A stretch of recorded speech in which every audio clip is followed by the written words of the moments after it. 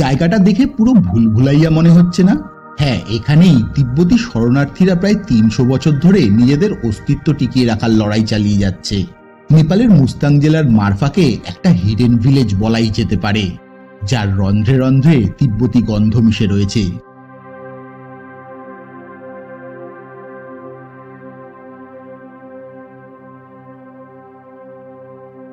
চারিদিকে আপেল বাগানে ঘেরা ১৬০০ মানুষের ছোট্ট একটা জনবসতি।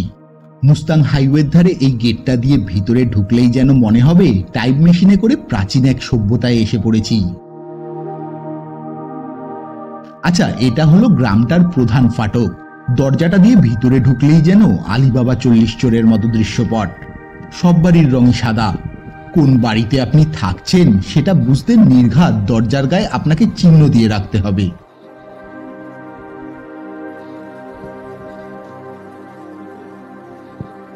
এই পথে ১০ মিনিট হাঁটলেই গ্রামটা শেষ, অথচ এর মধ্যেই কত কিছু।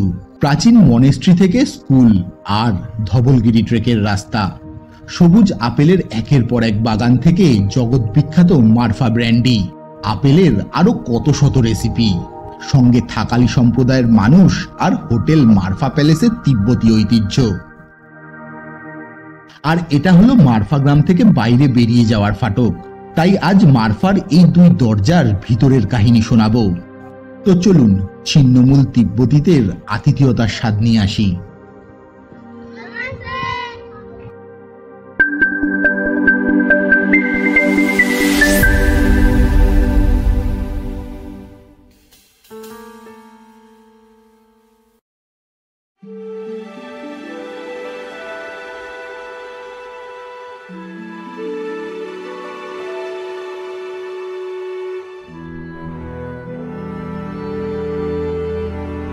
মুস্তাং জেলার আপেলের রাজধানী মারফা।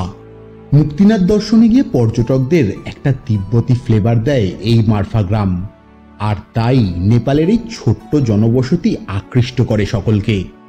গ্রামটা বেসিক্যালি আজ থেকে ৩০০ বছর আগে তিব্বতী শরণার্থীদের হাতে গড়ে উঠেছে। তবে তিব্বতের ইতিহাস ঘাটলে দেখা যায় ১৯১০ সালে চীনের তিব্বত আক্রমণে দলাই লামার ভারতে নির্বাসন থেকে শুরু করে ৩টে পর্যায়ে তিব্বতীরা দেশ ছেড়ে শরণার্থী হয়েছে।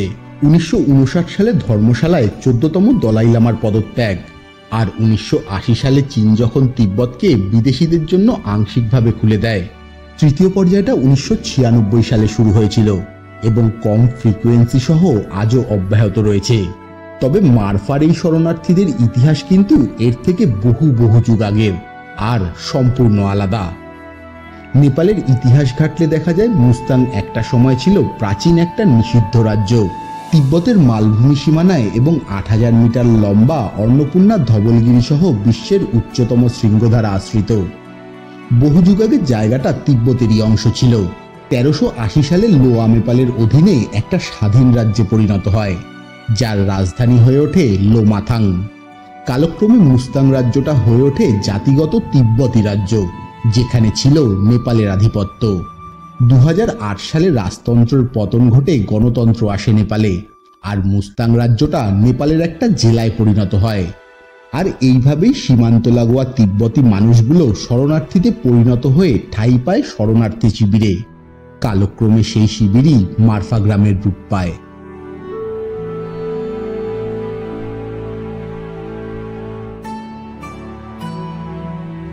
মারফা এসছি।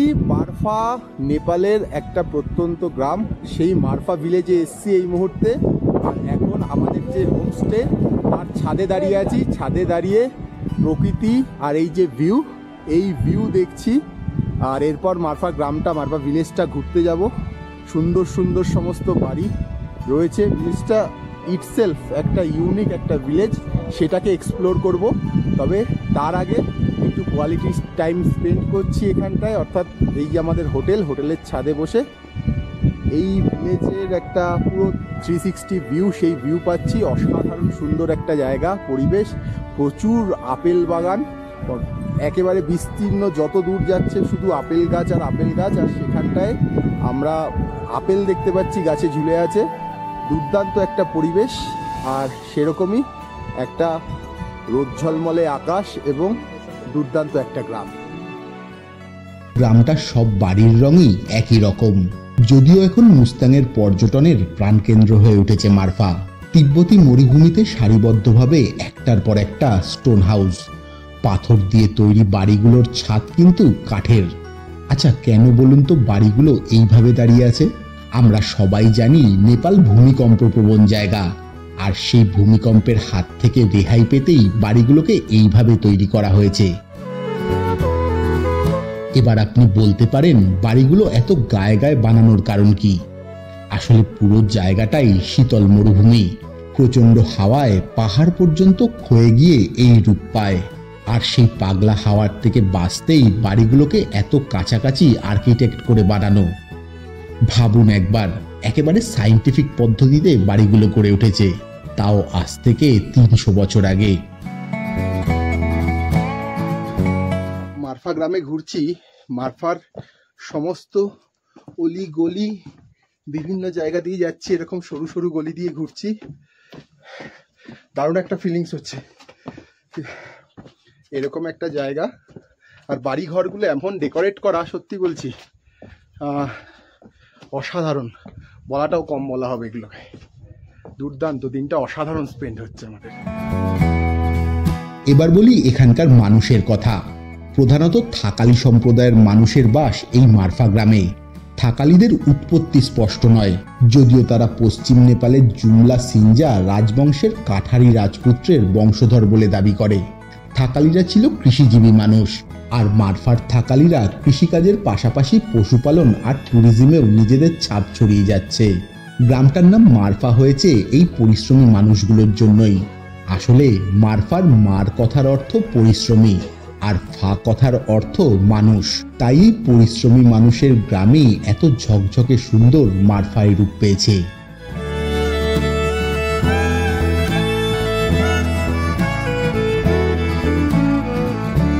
গ্রামটা ঘুরতে গিয়ে ওখানকার মানুষের থেকে গ্রামটার আরেকটা ইতিহাসের কাহিনী জানতে পারলাম। বলা হয় একটা সময় পাহাড়ের গায়ে এই যে চোট্টেংটা দেখা যাচ্ছে, ওখানেই প্রাচীনকালে এক মঙ্কের বাস ছিল। একবার নেপালের রানীর কঠিন ব্যামো দেখা দেয়, কিছুতেই তাকে সারিয়ে তোলা যাচ্ছে না। তখন মারফার চোট্টেংয়ের এই মঙ্ক তাকে সুস্থ করে তুলেছিলেন, আর তাতেই খুশি হয়ে নেপালের ছগিয়াল রাজা সেই মঙ্ককে এই অঞ্চলটা উপহার দিয়েছিলেন, আর তার হাত ধরেই এই জায়গাটায় গড়ে ওঠে মারফা ভিলেজ। এবার গ্রামের এই সরু রাস্তা দিয়ে হাঁটতে হাঁটতে নিম্মা মনেস্ট্রিতে এসে পৌঁছালাম। গেটের ভিতর দিয়ে ঢুকলেই মনটা যেন একেবারে অন্য জগতে পাড়ি দেবে। কি শান্ত এখানকার সবকিছু।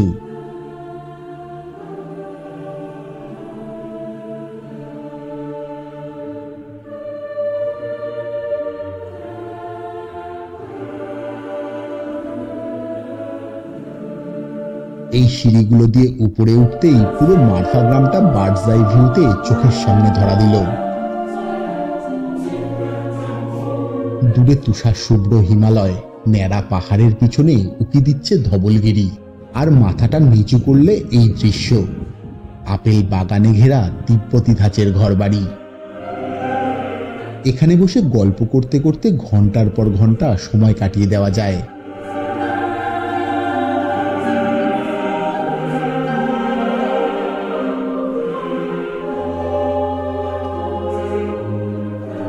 যাই হোক, এবার চলুন মনেস্ট্রির ভিতরে। একেই তো বৌদ্ধ গুম্ফার পরিবেশ আমাকে ভীষণ আকৃষ্ট করে। মারফার মনেস্ট্রিতে এসেছি। এই হচ্ছে মারফার মনেস্ট্রি। অতি প্রাচীন এবং এর অনেক সুনাম রয়েছে, এর অনেক ইতিহাস রয়েছে। সেই মনেস্ট্রির সামনে এসেছি। মনেস্ট্রিটা খুব সুন্দর একটা মনেস্ট্রি, একেবারে ঝাঁ চকচকে মনেস্ট্রি, এবং তার সঙ্গে এই মনেস্ট্রির এই চারপাশটা সত্যি খুব সুন্দর। তার মধ্যে আমরা যখন গুম্ফায় ঢুকছি তখন খুদেল আমাদের মনেস্ট্রির উঠোনে ফুটবল খেলতে দেখে আমিও নেমে পড়েছিলাম তাদের সঙ্গে। আচ্ছা, এই মনেস্ট্রিটা কিন্তু নতুনভাবে তৈরি করা হয়েছে। ওই যে দূরে দেখা যাচ্ছে, ওটাই ছিল এখানকার প্রাচীন গুম্ফা। সেখানে এখন ধ্যানে মগ্ন হতে অধ্যবসায়ের জন্য গিয়ে থাকেন লামারা। মারফা ভিলেজটা ঘুরছি, আর ঘুরতে ঘুরতে মারফার যে মনেস্ট্রি, যে ঐতিহাসিক মনেস্ট্রি, যে মনেস্ট্রি বহু পুরনো মনেস্ট্রি, সেই মনেস্ট্রির সামনে দাঁড়িয়ে আছি। মনেস্ট্রিটা কিন্তু অনেকগুলো ভাগ রয়েছে। নিচে একটা মনেস্ট্রি রয়েছে যেটা সাধারণ মানুষ মানে ভিজিটার যারা রয়েছে, আমরা যারা আসছি তাদের জন্য খোলা রয়েছে, যদিও এই মুহূর্তে সেই তার যে ভিতরের গেট অর্থাৎ ভিতরের প্রেক্ষাগৃহ সেটা বন্ধ রয়েছে। আর তারপরে লামাদের থাকার জন্য ঠিক এখানে একটা ঘর রয়েছে, সেই ঘরগুলোতে লামারা থাকছে। লামাদের থাকার এটা ভিজিটারদের জন্য একেবারে নট অ্যালাউড করে দিয়েছে। এই জায়গাটায় লামারা থাকে এবং ভিজিটার নট অ্যালাউড করা আছে। আর তার পাশাপাশি আমি একটুখানি ক্যামেরাটা এদিকে আনবো, ঠিক এদিক দিয়ে যদি আমি আসি দেখাবো এই একটা সিঁড়ি, এই একটা সিঁড়ি রয়েছে। এই সিঁড়িটা চলে যাচ্ছে সোজা উপরে গিয়ে একেবারে উপরে গিয়ে ওই একটা ঘর মতো রয়েছে, সাদা ঘর রয়েছে, ওটা হচ্ছে ধ্যানের ঘর। ওই ঘরটা যারা লামারা রয়েছে তারা যখন ধ্যান করতে যায় তো ওই জায়গাটায় গিয়ে তারা তাদের ধ্যানে বসে এবং সেই কারণে এই জায়গাটা একেবারে রেস্ট্রিক্টেড করে রাখা রয়েছে। আর এইভাবেই কিন্তু এখানকার এই তিব্বতী কালচার নেপালের এই জায়গায় এবং এই মারফা ভিলেজে রন্ধ্রে রন্ধ্রে তিব্বতী কালচার যেরকম রয়েছে।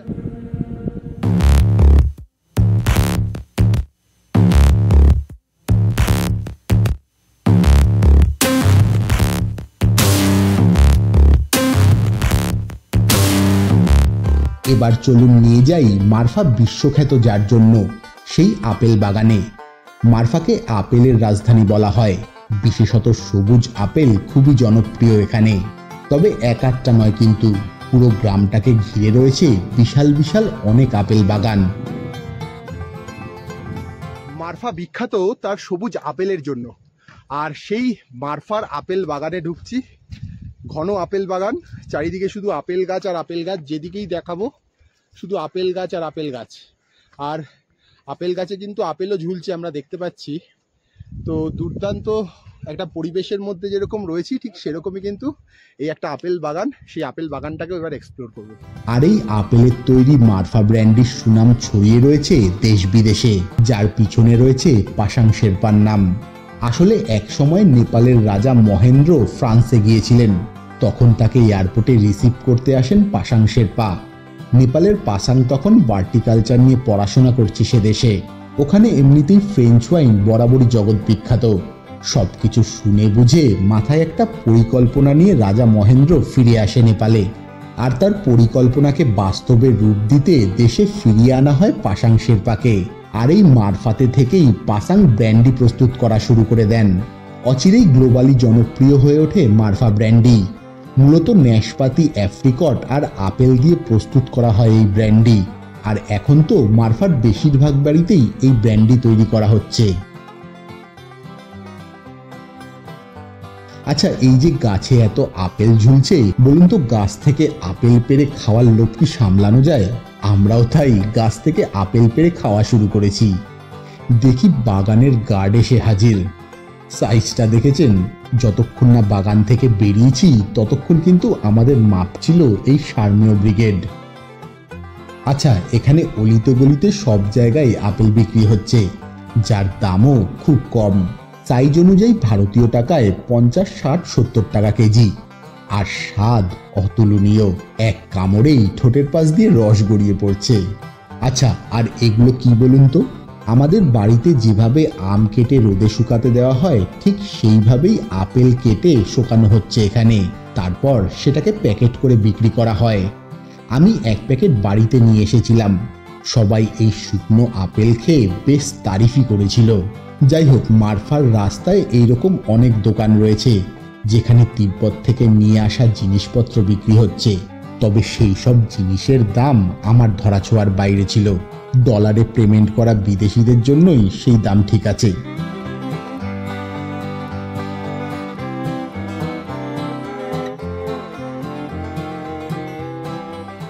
এবার বলি, মারফায় ঘুরতে গেলে কোথায় থাকা যেতে পারে। ওখানে গিয়ে আমি যেটা বুঝলাম, জায়গাটায় অনেক হোটেল আর হোমস্টে আছে। গ্রামের বাইরে হাইওয়ের উপরে অনেক থাকার হোটেল আছে। সেসব জায়গায় দামও রকমারি। আর আপনি যে গাড়িতে যাবেন সেই গাড়ির ড্রাইভারও আপনাকে সেসব হোটেলে থাকার সাজেশন দেবে। তবে আমি মনে করি এরকম একটা জায়গায় যখন গেলামই, তখন এরকম একটা তিব্বতী ফ্লেভারের মধ্যে না থাকলে হয় বলুন? আসলে মারফা গ্রামের ভিতরে 4 চাকা গাড়ি ঢোকে না, তবে মারফা গ্রামের ফাটকের বাইরে সুন্দর করে গাড়িটাকে পার্ক করে মিনিট 3-4 হেঁটে যান। এই রাস্তার দুপাশের বাড়িগুলোতে হোমস্টের ব্যবস্থা রয়েছে, যার থাকা খাওয়ার খরচও আয়ত্তের মধ্যে, সঙ্গে বাড়তি পাওনা এই তিব্বতি ফ্লেভার।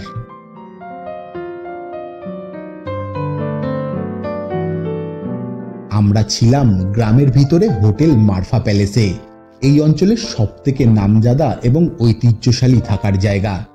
ভিতরে তিব্বতি ধাঁচের সঙ্গে আধুনিকতার মিশ্রণ।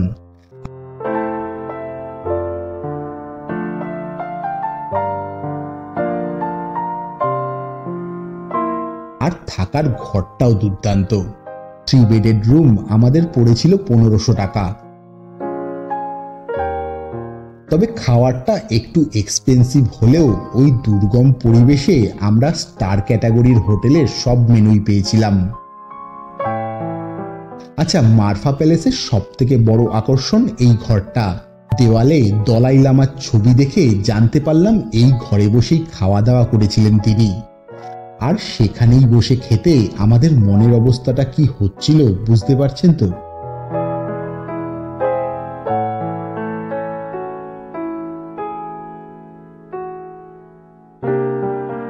আচ্ছা, ঘরটা এভাবে সাজিয়ে অতীতের তিব্বতী রসইয়ের পরিবেশটা ফুটিয়ে তোলা হয়েছে, যা এক কথায় অনবদ্য। अच्छा, जब पहले जब आप लोग खाते थे तब ऐसा होता था। मांस है ना, मांस मांस रखेगा, मांस ड्राई ड्राई मांस सर्दी के लिए उसका धुआं आएगा, धुआं का इसमें बाहर नहीं जाएगा, पहले रूम में रहेगा। नमक जिंजर तो गार्लिक ये धो के रखते थे पहले। सिलौटा नहीं, सिलौटा हाँ वो नहीं देता, वो भी इधर ही सामने रहता। पानी का गाजरी। ভাবুন, এরকম একটা পরিবেশে 2 দিন রিল্যাক্স করে কাটিয়েছিলাম আমরা। মারফার পরিবেশ, প্রকৃতি আর সংস্কৃতি সত্যি আমাদের যেন নিয়ে গিয়েছিল প্রাচীন তিব্বতের কোনো এক অচেনা গ্রামে। গ্রামটায় দিনের ছবি যেমন একরকম, রাতের দৃশ্যটা কিন্তু একেবারে আলাদা। চারিদিক ঝকঝকে আর প্রাণবন্ত, রাস্তাঘাট সব জায়গায় আলোয় আলো, যেন দেখে মনে হয় একেবারে ফেস্টিভ মুডে রয়েছি। আর তাই মানুষজনও সেই পরিবেশে বুঁদ হয়ে যায়, আনন্দ উপভোগ করার বিভিন্ন রকম উপকরণ খুঁজে পায়। নাচ গান, আড্ডা আর হৈহুল্লোড়ে মেতে ওঠে রাতের মারফা ভিলেজ।